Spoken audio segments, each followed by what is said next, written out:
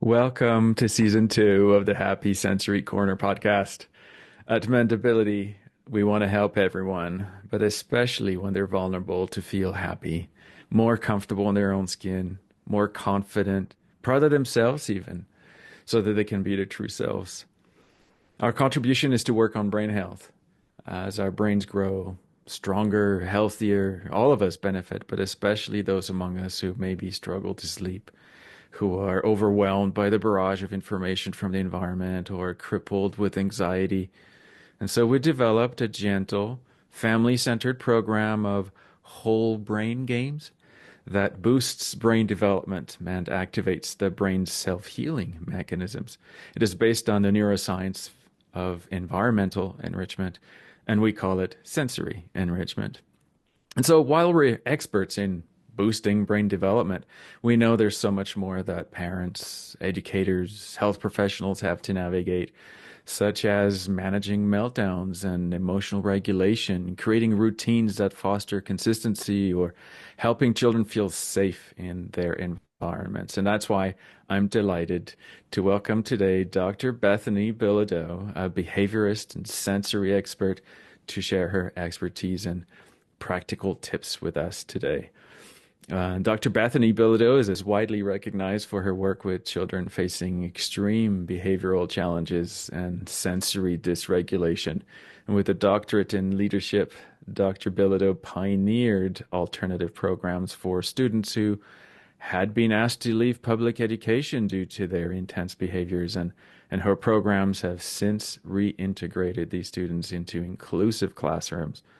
And she's done this across the United States, in Jamaica, and beyond. Her background spans diverse certifications in cognitive behavioral therapy, mindfulness, trauma-informed care, all of which she's woven into her unique approach to teaching emotional safety and regulation.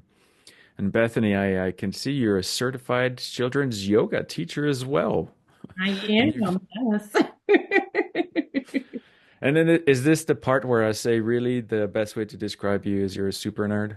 You can. Yeah, absolutely. Like if there's a certification out there that it's going to somehow help our students and our families and our educators, I've probably gone after it. So I spend a lot of time in education. I'm so happy to be here today. Thank you so much for having me.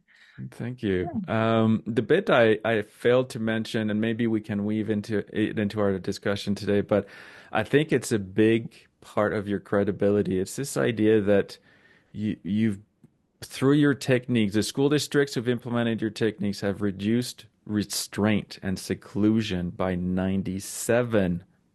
I Wow. mean, that means basically there's one kid out there in one of the school districts who somehow still struggled a little longer than the others. That's the way I'm reading this. Right. And Yeah. that's huge. And it's usually in like a 1 to 2 year process. Like I'll come in and I'll train the school district and I'll come back the following year and do retraining. I do keep in touch with them and I come in every 3 months. But by the following year, I say, you guys don't need this training anymore. You don't have these issues that you had. Your tier 3 students are no longer, you no longer have tier 3 students. Once you're at that point where you have tier 3 students again, certainly go ahead and bring us back in. But at this point, you guys are in a really good spot and you can manage on your own, which is exactly Yeah. what we do. We want to be able to get out of the schools and give the schools back their homes so that we're not there because we're outsiders. Yeah. Yeah. Claudia and I are all about stuff that works, right, Claudie? I should introduce Absolutely. you maybe. How about that? Oh, leave me in Claudie, the dark. It's fine. our brain development expert. She's the person who developed sensory enrichment therapy, and she's also my mom. So hi, mom. Hi, my son. I'm so delighted to meet you. Brain health is one of those things that I am super, super passionate about. And I'm just fortunate that I get to do quite a few trainings on it a year and really help people. And there's so many things that I feel like I can just help them supercharge what's going Hmm. on And I did an assessment right before Thanksgiving, the day before I walked in. I watched the student and I said, oh my gosh, this poor kid, can we just try to change her diet a little bit and maybe get her on some more healing oils for her brain and that sort of thing? And you don't need me. Like, this is going to correct Uh-huh. herself. Like, it's just a matter of tweaking the things that are going on within her, and her behavior is going to be completely different. So brain health is Right. so Right. important, and I wish that so many more people had the information that they need. So do we. I know. So, Bethany, let's start at the beginning. Is there something that happened to little Bethany way back when that planted the seeds for, you know, the journey to guide you on your journey to where you're Oh, at today? absolutely. Many things. So, little Beth, as they called me back then, or Bethy Boo, I went to elementary school like many children did. My first grade year, my first grade teacher passed away. My second grade teacher got a divorce in the middle of the year and moved away. My third grade teacher was in a life-changing car accident and was gone most of that year. And by fourth grade, I actually had a teacher through the whole year. But during this process also, I wasn't a typical learner, as they would say. I was one of the first children in my school to be identified with attention deficit hyperactivity disorder and some learning disabilities at a very young age. And they actually wanted to put me on to Ritalin, was actually a trial drug at that point, and they wanted to put me on Ritalin. And my mother had said, absolutely not. We're not going to do that. But I spent a lot of my time in my school, in my elementary school, hiding under the water bubblers in the building, or finding cabinetry that I could hide in and that sort of thing, or running up and down the staircases. When I was supposed to be going up to the creepy library in the attic of the building that had the super short ceilings that the adults couldn't stand up fully in, to go up to get my remedial help, Hmm. with the learning specialists and that sort of thing, and really struggled. I struggled as a student socially. I struggled, I struggled academically for sure, and just couldn't keep my hands to myself, couldn't keep my behavior in check, and was able to figure out how to rein myself in a little bit by middle school, but wasn't able to be attentive and do well. And I had a personal tragedy my eighth grade year of middle school, which basically just said, I said to myself, I've got to turn things around. My parents lost my brother at that point, and I said, I can't not be a good student. I can't not make a difference in the world. And at that point, I turned things around. I graduated third in my class. Um, for a kid who never thought I would even go to college, have gone way beyond and everything else. But for me, that was very monumental and gave me the focus that I needed. But for a lot of people, they don't have those experiences that can help foster those, you know, basically those situations to help them gain that focus. And they need other strategies. They need the sensory strategies. They need the brain health. They need all those pieces in order to get themselves to a better place. School's a tough place, really I tough. know. I know. I wonder if Ritalin existed back in Claudie's day, if she would have been prescribed it too. I have ADHD. Mhm. She was Many about them still do. But I think we are very creative. We are always doing something valuable. Always. And we have a lot of energy, and we're able to Yeah. really see one side and then see another side and see another side. And, I look at it now as an adult and I'm like, wow, it's such a gift that I have, Hmm. that I'm able to use that. It's, made me so much more productive as an adult. But as a child and as a traditional learner, needed to sit down in their seat and pay attention and learn. Yeah. That did not work for me. And it doesn't work for most youth that we see in schools nowadays. Even students they still consider are average students, it doesn't work for them as well. So. Mhm. so of all the courses you could have taken in college, why the direction you took? So I loved being in school once I got beyond my bachelor's degree. And I went into college thinking that I would pretty much be a lifer in the Peace Corps. or something like that. My undergrad is in environmental science. And I started volunteering at a hospital with mothers who had just given birth, who had developmental disabilities and wanted to keep their infants and needed support in order to keep their infants. And through doing that work, I really decided that this was an area that I felt I could really help benefit from, and I could really make a difference in helping those youth have more successful lives.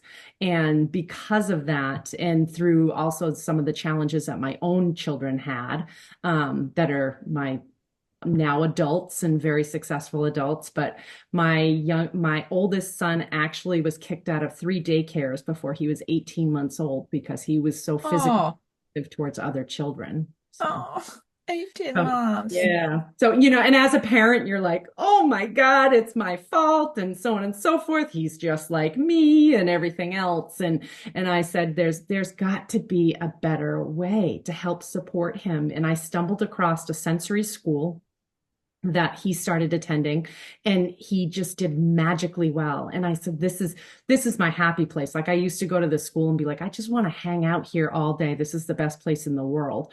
And I said, I can incorporate this into a lot of what I'm doing, working with adults and youth in order to get them more integrated and that sort of thing. And because of that, his journey, we looked at every sensory practice, every, mental health support, every practice we could in order for him to be whole and functioning and feel successful.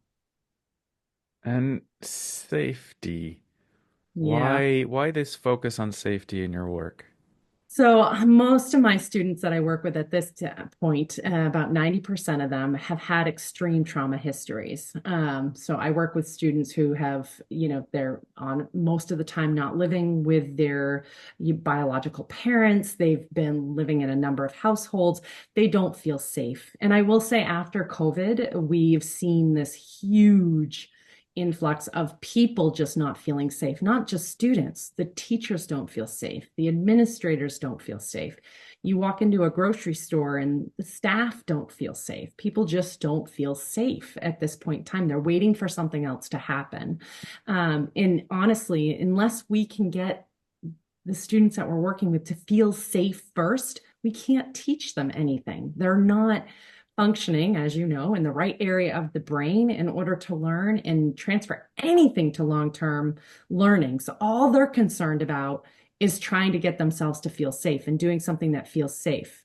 And for many of my middle school and high schoolers, that means that they're not coming to school. And for many of my elementary kids, that means they're running around the building trying to find a place to hide. And if that means that they have to run through a group of kids or hit an adult to get there, that's what they're doing in order to make themselves feel safe. So safety has become this huge premise that every time we work with someone, we're like, they have to feel safe first. Once they feel safe, then we can teach them regulation skills. Once we can teach them regulation skills, then we can work on higher level skills and those sorts of things. But until we can get there, we've got to work on those safety skills first. That has to be number one, always. Yeah, and I don't know if anybody in our audience saw our email a couple months back when I shared your 10 tips on how to help a child feel safe.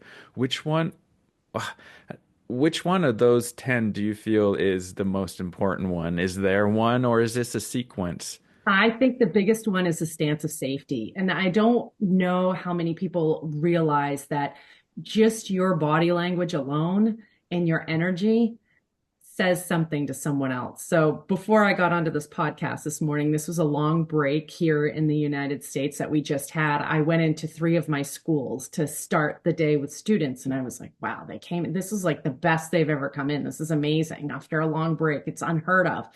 But it's because of certain things that we do. So, they have to sense that your energy, you can keep them safe, you're confident, you're comfortable. And there's very specific things that do that. When you tilt your chin slightly to the right, that tells them that I'm paying attention to you. I value you. When you tilt the top of your head to the left, that conveys empathy. If I wanted to look like a nerd, I'd tilt it the other way because that conveys intelligence. But tilting it to the left conveys empathy. So the other things that I do is I keep my mouth slightly open so I look more attentive. I keep my eyes open a little wider so that I look like I'm engaged in the conversation. I keep my thumbs up because that conveys confidence. Whenever thumbs are hidden, the other person tends to feel uncomfortable. And people don't realize this. It never occurs to them. They don't know that, but it's a natural human instinct to do that and to feel that way. And the same thing with your feet. If your feet are pointed away from the person, you're telling them, we're done. I'm done with this. I don't want to connect with you anymore. So I'm always making sure that like my feet and my knees are, geared towards their hip area or their shoulder area in order for them to feel connected and everything else. And then we layer in the other things that as far as connection and all of those pieces. But if I can't get them in and feeling safe for that first beginning of the day, that entry in is so vital and the start of something. Same thing when they're leaving, because oftentimes they're leaving and going to places where they don't feel safe. So we want to be able to make sure that they have a continuous time of safety so that they'll take risks, so that they'll be willing to learn, so that they're willing to try new strategies, because a lot of the things that I'm asking them to try are kind of odd and out of the box and take a little bit of discomfort for them to do. And so in order for them to do that, they have to feel safe for us to do that. So the stance of safety for me is always number one. And then the other components we layer in. So what about, I mean, it challenges, I think, the established opinion, I'm going to call it an opinion at this point, that kids who have maybe developmental disabilities or had trauma or don't have a good sense of body language. They don't, but they can still interpret. So they may not be able to read a facial expression or something like that, but there are universal body signs that occur that everybody can pretty much pick up on. And oftentimes a student will say, I know how to get that person's goat, or I know how to get feedback from them.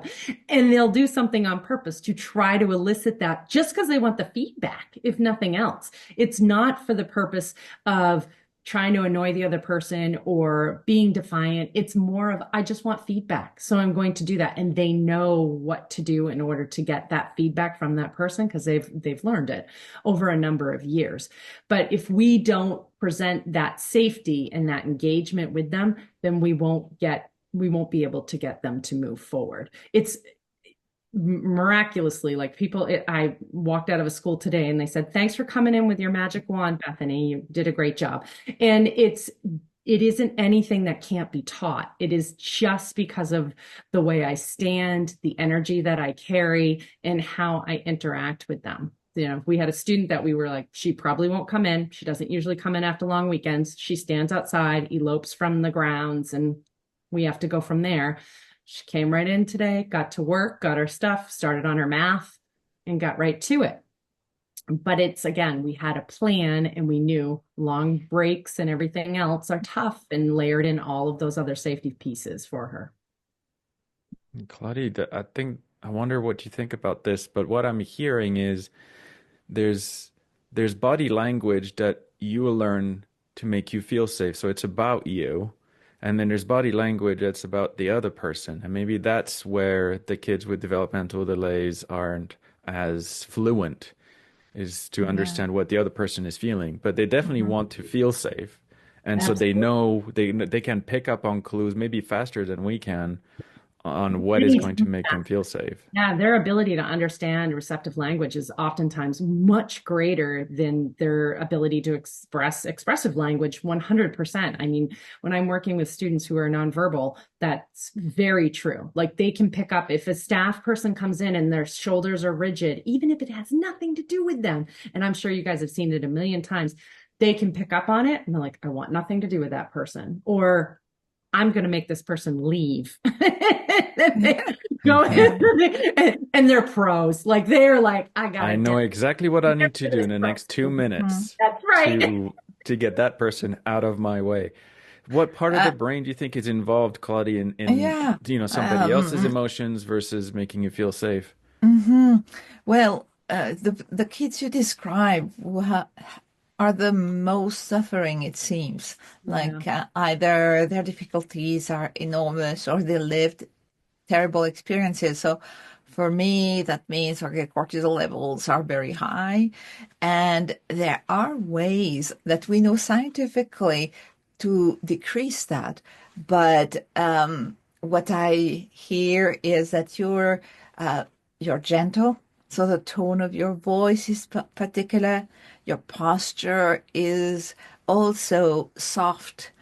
And I have things that I ask of the parents when we work a lot with kids, young adults and adults who are nonverbal, and they typically are able to talk. It's just no, it was hard to find the way to get started with them, and so parents do not talk to them. They send information about the schedule, but that's not conversation. So I teach them how to converse. And the few things I ask look pretty much like what you advise. One is speak softly, tone down, because we have noticed, you must have noticed, people who are trying to communicate with a person who is nonverbal will speak much louder. And it's not pleasant to hear. And then the child says it's not a conversation. I'm just given orders or Yeah. instructions. And Mhm. so I ask for a soft voice. I tell the parent, take the child in a place where you don't usually do either exercises or tasks, maybe behind the couch, a place that is really. Oh, I want to talk about caving too. I think that was my favorite one in that time. Anyway, Ah, sorry. and so the third element is I ask them to hold the hand of the child or put the hand on the cheek so that there is in for that serotonin release in the brain of the child. And serotonin is going to make the child feel calmer. So then the parent, there is a process where I tell them, okay, this is what you do next, and we end up with conversation. But the first three elements are definitely, I feel, about safety. The Yeah. child feeling, okay, that's a very different situation. I'm not going to be asked difficult things. And yeah, so I don't know if they would be called in the catalog of safety. What do you think? I think it would be. I mean, there's certain things that I do. I mean, I had a student who came in this morning and he's oftentimes very physically aggressive on Mondays, very upset on Mondays. We've only had him for about a month. And he immediately comes into the room and we're in the smaller section of the room and he's got like his knee is touching mine and everything. And they need that. They need that touch. It calms the limbic part of the brain. It makes it, it soothes things and that sort of thing. And they need that touch. And I think so much we've gotten away from touch so much in schools for obvious reasons, and rightly so. But there's so many youth that need that connection. There's so many adults that need that connection that don't have that, and that in being able to allow some of that suffering to let it go through that touch is really important and everything. But it's for them, it's critical, and that is all safe. Going behind the couch, you're making a smaller space, basically. Touch, being close to each other, you're providing that safety, you're co-regulating with that person and everything to get them to feel safer. 100%. Yeah, and there is this one thing that you're talking about. You work in the schools, and touch is a no thing, and that relates to experiments that were done in neuroscience, where they raised the small animal, baby animals, with the mom, and then alone, but they were providing touch. Yeah. Uh, like the mom would have done. They made a little tiny brush and they were brushing, touching the animals. And there was a third group without touch at all. And as far as serotonin, the two groups that were touched, and you, as you're saying, it's not a specific mom touch, is soft touch is good for humans Yeah. and definitely improves serotonin production, which leads to the learning and all the good things. And the other kids kids rats did not get any touch and were very aggressive. Yeah. So we And see that's that great. in That research, journal, and yeah. it's that's why we teach a lot of the parents to go back to soft touch, because parents also tend to sort of be sort of timid about it. And so the fact that you have little thing that you can make happen in the session so that touch is reintegrated in the relationship, I really like that.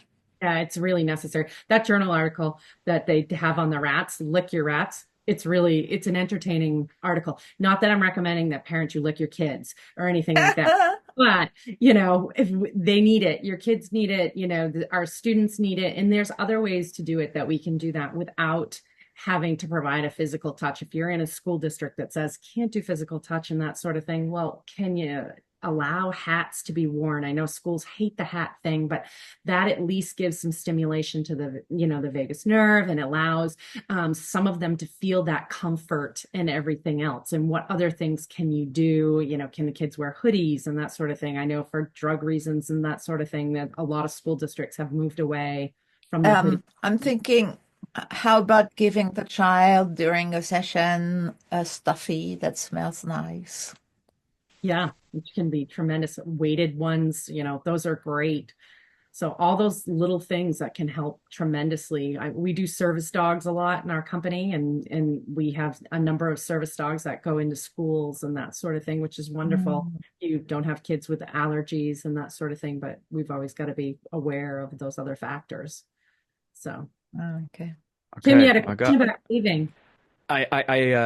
We talked a lot about the educational setting, and I was thinking about how we could find a way to relate this to. I think there's a lot of people listening who are at home, and they'd love to know how their children probably feel safe in their presence.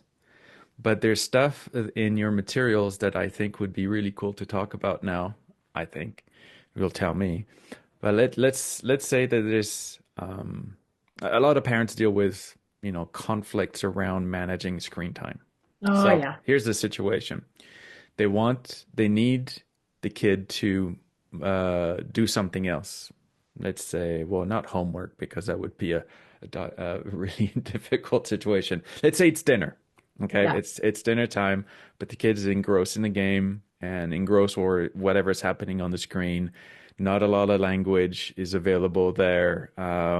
It's just a nonverbal or non-speaking child, and he tends to have a lot of meltdowns and very dysregulated. And so the only time when the parents can have a little bit of a break and some calm at home is when the kid's on the screen. But now Right. it's time for dinner. You Okay. got to make dinner. Like the poor parent always, they're like, I feel terrible putting the kid on the screen, but I've got to make dinner. I feel your pain, truly, because there are those things that happen. And so some great techniques in order to do that is one, if you can keep the time limited, like as soon as you get beyond like the 10 to 12 minute mark, the brain moves into a different phase at that point, and it doesn't want to disengage. It won't want to disengage at the beginning anyways, because it's such a highly engaging thing. It involves so many senses that people just become engrossed in it. But if you go beyond that like 12-minute mark, then it becomes even more painful. But another key factor of that is, look for the natural transitions or natural breaks, and the body in motion stays in motion. So if the kid is seated playing the game and that sort of thing, like you're waiting for your chance, when are they switching levels or something like that? And that may mean that you have to wait a minute or 30 seconds or something like that in order to do that. Once that happens, then you're stepping kind of into the view of it and saying, oh, I wanted to show you this. This is so neat. Come see this. Showing them that, getting them engaged in doing something else, transitioning from that. If you say, when the kid is in the middle of playing, you need to get off and take out the trash or something like that, Mhm. never going to happen. Like, it's Mhm. like parents will say, I don't understand why they won't want to get off. Well, because what they're getting off for is no fun, and what they're getting off for has very little feedback, and they're getting tons of feedback. So you have to be able to beat the feedback of what's going on that screen. That's tough sometimes. But if they're getting off, then you're saying, oh my gosh, I wanted to show you this. Come see what I have. Like, come see what I made for dinner. What does it smell good? Do you like it? Does this seem like it's going to be nice? What would you want to make, or something like that? Or show me which one's your favorite. Doing the show me which one is your favorite is awesome because one, that releases oxytocin. So, and if we want to really engage that person in something that we're doing, say dinner, then we need to release oxytocin, dopamine, and serotonin. So they're already getting dopamine because they're playing the video games. So we want them to get oxytocin and serotonin too. So we have to make a connection with them and they have to have some sort of feeling of success or favorite. Asking them which part of dinner is going to be their favorite thing will help get a little bit of that serotonin release at that point. Connecting with them then physically or by having them, come with you and do that, that'll give them a little bit of that oxytocin release too. Adding in a little bit of a hug or a high five or something like that will give a little bit more of that oxytocin. Those three neurohormones are what prime the prefrontal cortex. So then you can sit down to dinner and do something else. You've got to make it so that the area where they were gaming is not engaging at that point. So as you're walking away from the TV or screen or whatever it is, make sure you're flipping it off or putting the remote in your pocket or something like that, at least for the first couple of weeks, so that it's not like they get up And and look. turning the lights off and Otherwise, they're going to run right back and be right back on. And then, when you say, oh, come look at this, and you're like, I can't think of anything else, then the kid's like, yeah, you got no magic for me, mom. I love the wait for the moment when you there's a transition. So that feedback they're getting, and this idea of, like you said, I don't understand why he won't respond to me. Well, duh. Claudie, what are your ideas? So same situation. Um, what else? Yeah. What can you add to this? Well, I think that we're talking the same language when it comes to not causing anxiety, having the child think about something, for example, delicious. Hopefully, he likes everything that you are cooking. So the mental image, transfer this mental image into him, like by talking about the chocolate cake that we have right after, or guess what? We can eat with our fingers tonight.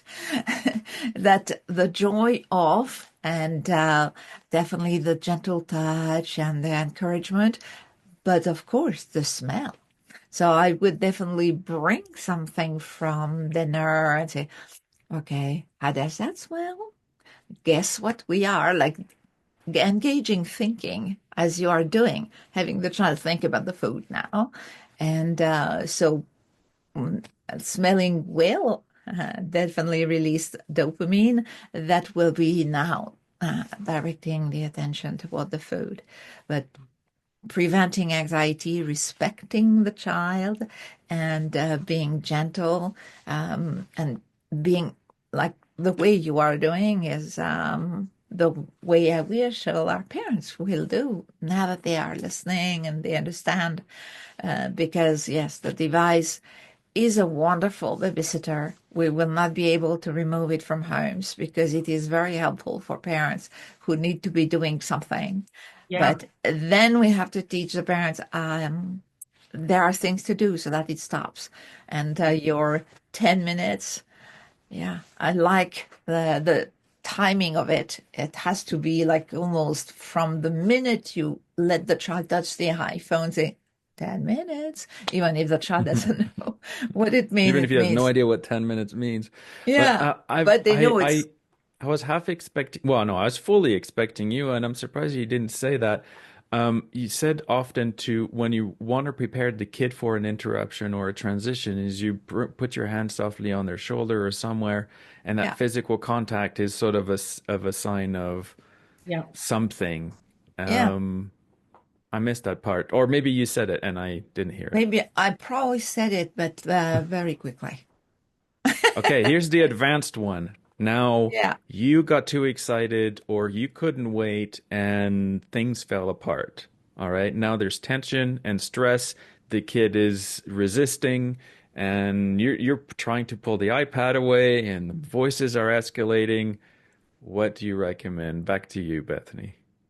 So usually then I turn it into something funny. I mean, as a parent, we've all been there, I'm sure, where we were like, oh, we're going to do this and it'll work. And then it doesn't work. And we're like, oh, and so then I usually turn it into something funny. Like if I can see like my own kid like getting really upset and stressed or something, I'll be like, oh, I think we just need a hug, and we'll do, and I'll give her a hug, even if she doesn't want a hug or something like that at that moment.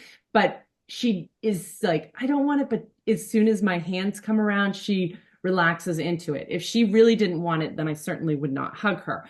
But she usually relaxes into it and that sort of thing. And then we can move on to something else. And as soon as you're completely focused on the child and not on the tug of war, typically that's when they'll let it go. If you become focused on the tug of war item, then they're going to become more engaged in that item with that. And I've seen this a number of times when I'm working with parents in the home and the kid gets a hold of their phone, and inevitably the kid always knows how to get into the phone too. They know all the passcodes and everything else. They know how to bypass everything. A kid is a pro, and they could be four. So they get it and everything. So it's and the parents like, oh my God, now they have my phone and I don't want them to see this, on it or whatever. And the more they get concerned about the phone, it doesn't matter what the ability level is of the child. The child knows that they're upset about them having the phone, and then they just want it more. So they've got to be able to disengage from that object and say, this isn't about the object. This is about connecting with this other person and having this other person be connecting with me, because when they're connecting with me, the object no longer has any value. So, getting them to connect with them, whether or not it's in something that's, more engaging, but typically you can do that just with your energy level. If you raise your energy and you're excited about something, more often than not, if they're not a teenager, they're going to get excited about that too. If it's a teenager, then you need to get excited about something that they're interested in. So if they've got a phone and you don't want them to have the phone or something like that, then you have to say, I know that you're working on your car or something like that, and you were putting in, some new this or that. Can you show me what you were working on and explain to me how you did it? So as soon as you're having them teach you something, then you're flipping the dynamic as well. But with teenagers, raising that energy, usually you become more annoying to them than anything else, even though sometimes they love it. You've got to really gauge how you're going to be working with them instead of like getting fixed on that item. So devices are tough. They're always tough, and they're tough for parents because, they're tough for us as parents because we get engaged in them too sometimes. And we sometimes, forget that we're completely engrossed in those objects as well. So they become tough everywhere they go. Claudie, I was thinking about the meltdown de-escalation technique. What if the parent is the one who caused the meltdown? Would that still work for them to engage in that, or do we say, "Hey, honey, can you bring me a smell and help me out? I blew this one," or I think once the meltdown is in process, and we're talking about the nonverbal child who did not really get what you were asking, like he's on the floor screaming and he's starting to throw chairs, like it's a very different situation. And our parents used to face that before they start Mendability and learn how to do things a little different. But yes, the meltdown protocol can be applied by the parent who blew it. I did so the air you would quote. still say it's okay? Yeah. They have Yeah. to always have to apply it to themselves first. I mean, if they're Yeah. Good escalate the idea. Yes. situation, then they are going Brilliant. to escalate everybody Yes. around them. And if they have a teammate that can let them tap out gracefully, yeah, Tim, by Uh-huh. all means, tap out with your teammate. If your teammate's like, hey, I need you to go help and get this from the other room, I'll take over. By Uh-huh. feed Yeah. into the teammate, because if you're not at your best, and you're not going to produce your best, and that is not going to help that child get to No, better. but Kim is, and yourself, you're just saying what's right. Because the meltdown protocol is calming the brain no matter what, the Mhm. parent will start. So well, you are holding that ice pack, for example, and now you're smelling the strawberry. Okay, everything is calm in my head, and I can't process with the kid. So it's a brilliant idea to start with the parent, do the protocol that is about a minute to yourself, then you can Mhm. help the Yeah, kid. and then get ready for round two, Yep. or by that, oh, that was a bad choice of word. By that I mean wait for a second opportunity to try again at a better way. Yeah, and sometimes it takes 10 tries. Sometimes it doesn't go the way you plan the first, second, third try. That's okay. Give yourself grace and bring it back around and try again. Try it in a different way and everything because you're demonstrating resiliency every time you're doing that and you're demonstrating that to your child as well. And hmm. that's critical for them because if nothing else, we've seen that resiliency is a hard thing to come by in the last 4 or 5 years. And, oftentimes people are ready to say, nope, I tried it. It didn't work. I'm done. And they truly mean it and they're done and they're ready to walk away. And, um, Yeah, we, and it's one more technique that they've tried, it's one more thing that's failed, and it just builds the hopelessness instead of instead of the belief, res yeah, yeah, yeah. I'd rather So put my energy in belief than to put my energy into worry.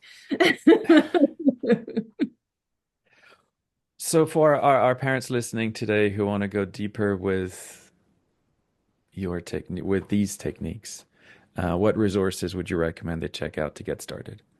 So the easiest way to access our resources is at www.thebehaviorbootcamp.com. We're also on most of the social media platforms under the same So the name. behavior, not The behavior. Okay. behavior boot The camp. Yes. Yeah. Years ago, we used to hold a long weekend seminar, and parents and educators and, therapists would come to these weekend retreats, and we would do this really intense, about 30 to 40 hour crash course of all the different techniques. And we did it live, face to face. And with everything that occurred in the last 5 to 6 years, we've transitioned it more into online resources and everything so people can access it more readily. Are And you the getting back wonderful to the thing, live ones? Sorry. Yes, we still do live ones. I do about 100 professional development trainings a year, and about 40 of those are parent trainings.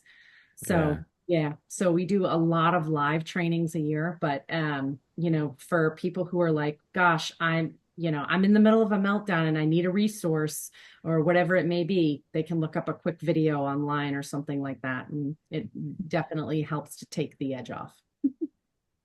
Cool. It was fantastic having you on this podcast, Bethany. Thank you so much.